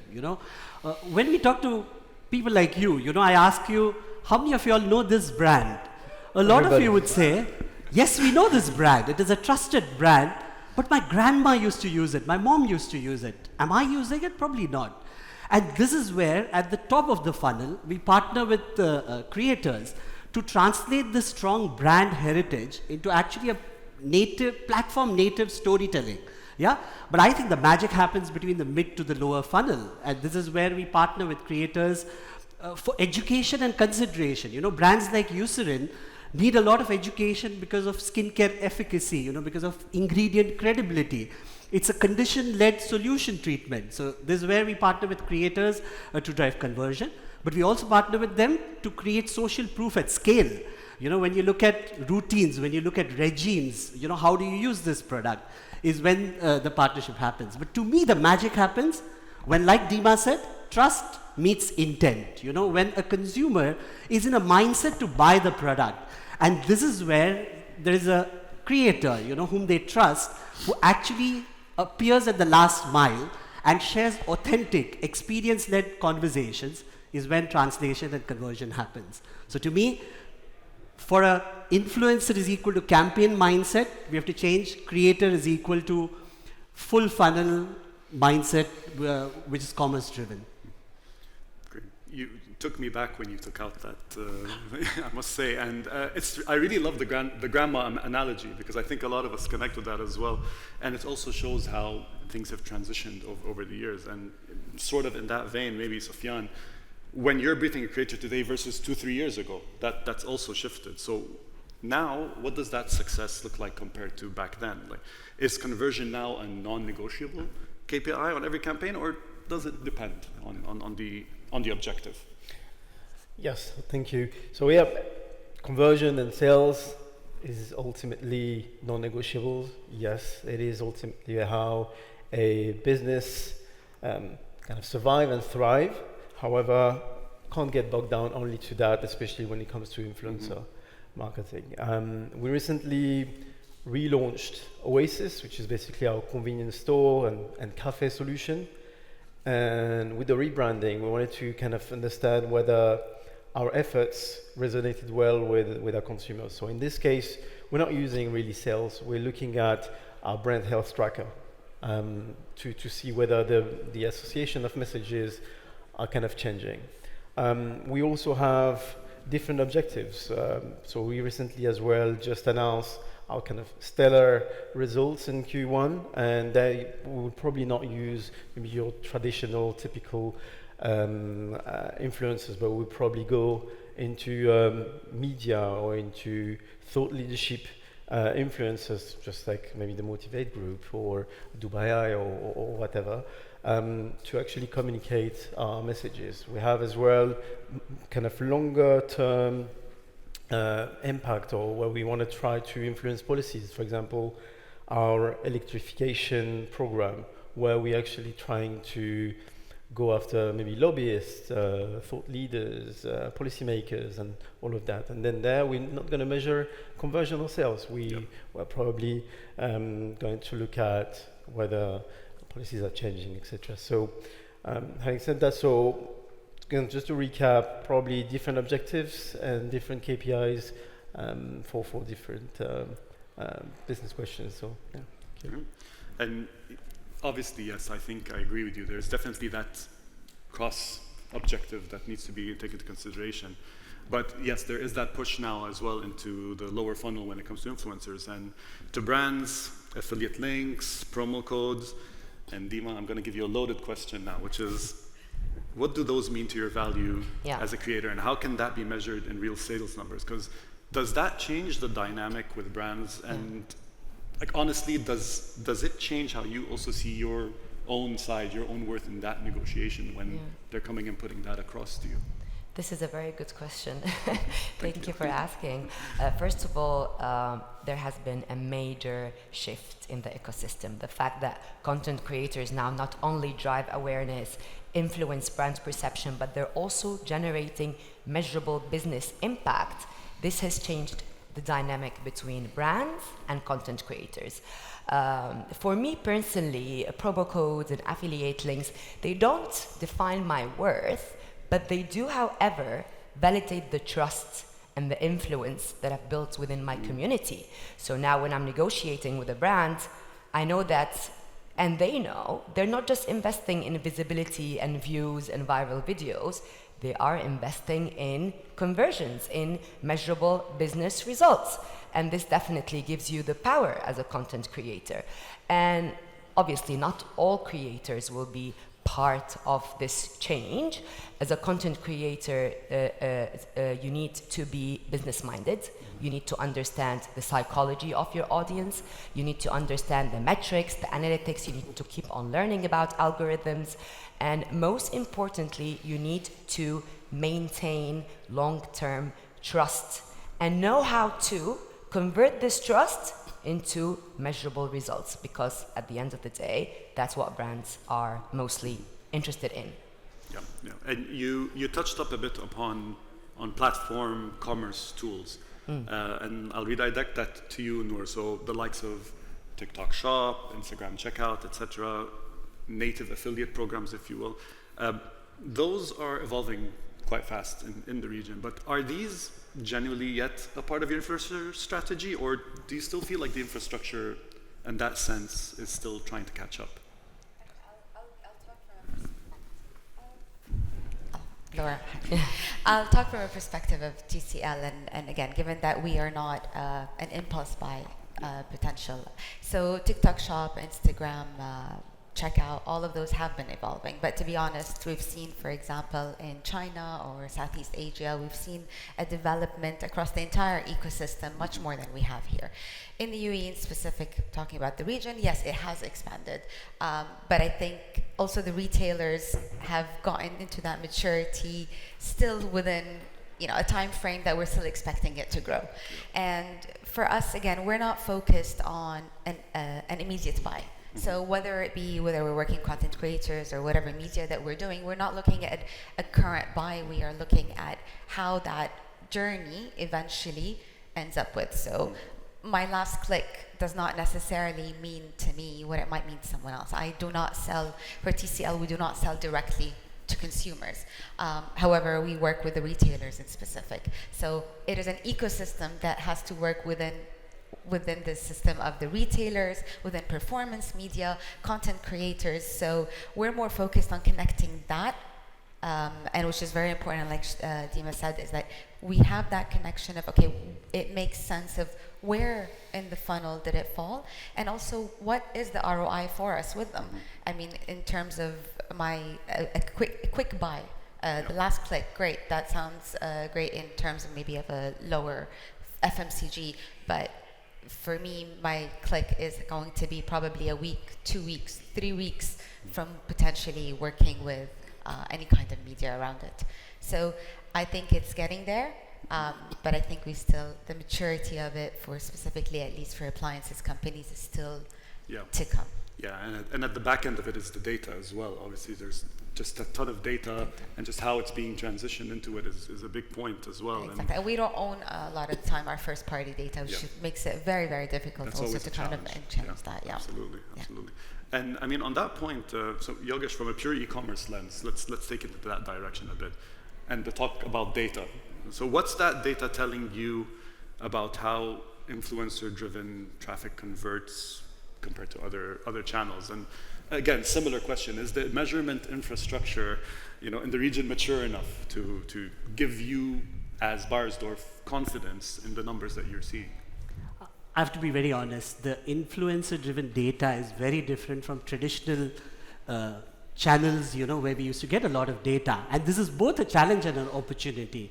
Why do I say so? So when we look at, let's say, data on conversions, there is higher predictability on click-through rates when I look at Amazon searches. But what we have seen with influencer data is there is high quality engagement and there is a high conversion impact. Why do I say this again? When we look at influencer traffic driven from channels like TikTok or Instagram, they are less transaction ready. But when the same traffic moves last mile, and that's where there is a creator who has already built trust, credibility at an upstream level, the conversions are very high. So, I think this is where we have seen on a basket level, like I mentioned before, we have seen higher average order values.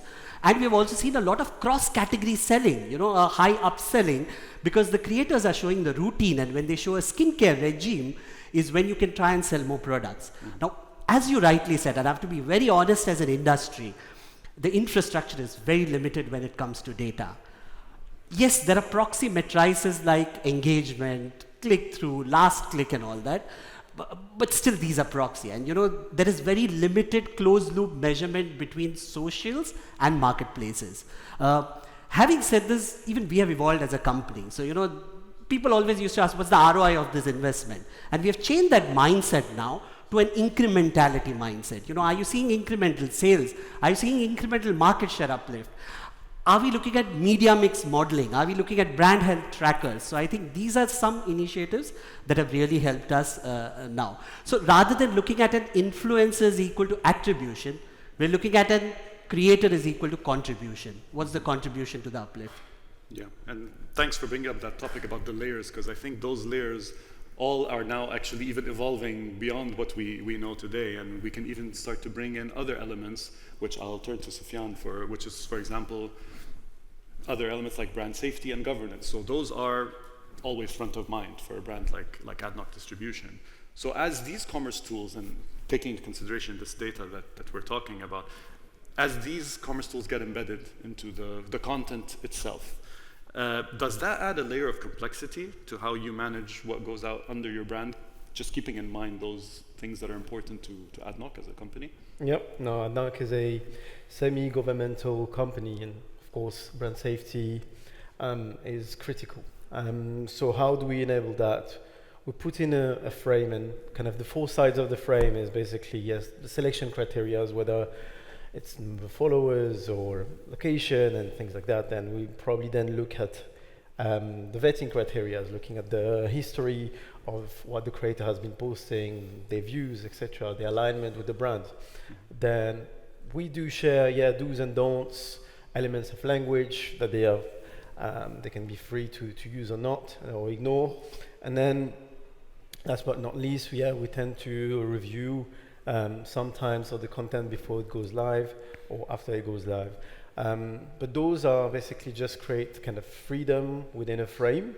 However, if we wanted to go a bit to the next level, and I think maybe Dima will join me on that, is if we wanted to create a bit of a deeper partnership, this is something what we do is sometimes we bring in the influencers or the content creator to our offices, to our stores, for them to experience the products, for them to have a feel, to kind of read between the lines of a brief. Sometimes not everything is written, and you need to have a little bit of a flavor for what is happening, do's and don'ts, and all of these kind of things. So I think that's quite important. Yeah. And especially that's why whenever we sit with our clients, the likes of TCL and adnoc, the brief is really the cornerstone of it. If it's not fleshed out in a way that is going to dictate that narrative, it's going to lose something. And that's something I can put across to a very nice question to you, Dima, which is going to put these guys under pressure, which is, what does a good brief look like from your side? And the kind where you know that the collaboration is going to work. And on the alternative, what's the red flag, if I want to call it, that tells you that the brand hasn't really understood the difference between yourself as a content creator versus another media placement? I really like what Sufyan was talking about, how basically more and more marketeers and brands are bringing the creators as early as possible in the campaign strategy rather than keeping them towards to the end, the campaign executive. And this is an amazing example of how brands are understanding more and more that they need to look at creators as their creative business partners rather than just media placement. And this is a huge game changer. The second most important thing is how authentic and how transparent your brief is as a brand. You need to be very vocal about your objectives, your KPIs, your exact target audience, and what exactly you're trying to do with this collaboration. What is it? Brand awareness? Is it a tactical campaign? And most importantly is give a space for the creator to do his thing and to be creative and to give them freedom, because no one knows your audience as a content creator better than you. You know your audience, you know what works and what doesn't work. And the most interesting thing is that audience in this region, they're very intuitive and they're very emotional. So the minute they feel that this is not authentic or it's too scripted, they're not interested. You lost your audience, and this is one of the most important thing for you as a creator. And I think the last element also that makes a good brief or a good collaboration is long-term partnerships. This is very important. This is the best way to gain trust and to gain consistency and obviously turn into tangible results and business impact. Trust is the most important thing. There's no trust, there's no conversion. They come hand in hand again. So you see so many brands trying new influencers and jumping from one random campaign to another. The more your audience sees you with one brand, the more they would actually believe that you are integrated in your lifestyle, and the more authenticity and the better results. And I think audiences have become really aware. They don't hesitate to call out if they see that lack of consistency. They don't hesitate to call out anything. Yeah. But on the other side of the table, Noor, so you mentioned TCL operating across a broad spectrum of products. So from your side of the table, how do you match the right type of creator to the right product, since there are so many? And has commerce integration changed the profile of the creators that you look for? So I'll add on, thank you, Dima, because you've covered a big chunk of what we're talking about. So yes, we do, obviously from TCL, we're talking about TVs, and like I mentioned, we recently, for example, launched our SQD mini LED TVs, which are competing with the mini LEDs and the OLEDs. So we're talking about a high range of products, which, like I mentioned, range from, let's say, 2,000 to 45,000 dirham. Our AC business is also quite strong, but it's a whole different market for us and a different audience. And specifically when we're talking in the UAE, to content creators, audience, it is quite cluttered, very cluttered in terms of both, in terms of influencers and content creators, and as well as in terms of retail, in terms of brands. So, I could be working with a content creator that literally yesterday has reviewed Samsung, and today I'm working with them on TCL. But all of this is okay, because this is the culture. This is the culture of where we are. We are on a very high-paced in audiences, and people, when it comes to buying things, they know most of the time what they want. They just need that assurance and that confidence of it. And this is where it's very important for us, like everyone mentioned, the briefing that we have there. First of all, the vetting of the audience, of the influencers that work with us is extremely important, because first of all, we need to see that we are working with influencers that have an audience that maybe have a tendency to buy. Because at the end of the day, while awareness has shifted from being just an awareness, it does have a performance driven to it. Awareness has a conversion that is meant to be with an ROI at some point. Do their audience, are they likely to buy something? Do they have the credibility? Does it fit my brand? And then obviously from there we take it into, am I working on an aspirational aspect of things? Do I want to highlight TCL as Bang & Olufsen audio? Do I want to highlight the aesthetics, or do I want to highlight the tech, the gaming aspect of it? So it is a lot of work. And I think a lot of that work comes as well with our content creators, but to build on that from the beginning with them is extremely important, for sure. Yeah. And Yogesh, you're sitting as an e-commerce director right in the middle of that tension between brand marketing and performance marketing. So maybe set us off with a bang with, when you're working with creators, how do you hold both the long-term equity element and the short-term sales target, without having that brief pulling in two different directions? Good question. The tension is real, and I think the mistake that brands often do is have one content that fits it all. One size doesn't fit it all. So I think what has really worked well for us is role clarity, both for the creator and the content. Yeah. And this is where we follow a very good portfolio approach, where we say that we partner with certain content creators that are there for equity building, that are there for brand building. Let me give you an example. In Eucerin, there are dermatologists, there are skincare experts. And like Dima said, actually I'll steal a lot of things that all of you all have said. You need to have long-standing partnership with them who build credibility and trust with the consumer. So that's super important. As well as we have creators then who are there for conversion-led creators, who actually are able to demo the products, who are able to show their routines, who are able to give offers and ensure that there is a call to action and a last mile conversion. Yeah. But what is important is that this journey is not siloed. And how do we do that very well is sequencing the content. So the same buyer is exposed to long-term equity building content and then follow through with the conversion-led content that really helps. Perfect. I'm going to ignore the 13 seconds that's on that. I'm going to ask one last question to all four of you. We'll start with Dima and work our way down. And that's final countdown. Yeah, and we can do it quickly in one or two sentences. Sure. Looking ahead, 2 years from now, what does the Commerce First Influencer campaign in this region actually look like? And what's the one thing that needs to change from a brand standpoint, creator standpoint, platform standpoint, for the industry to finally get there? Okay, so I'll go back again to trust. I know I've mentioned trust so many times, but I think it's really key. It's trust at scale, not ads at scale. This is very, very important. Thank you. I think content creators who will make it and will be part of this big change, again, are the ones who understand and maintain long-term trust and knows how to turn this trust to influence, to measurable results, and not just a viral trend that will disappear after 1 week or another, because views doesn't always mean conversions. This is very important. And for marketeers to help the industry get there, they need to stop buying content. You're not buying content, you are building long-term partnerships with your creative business partners.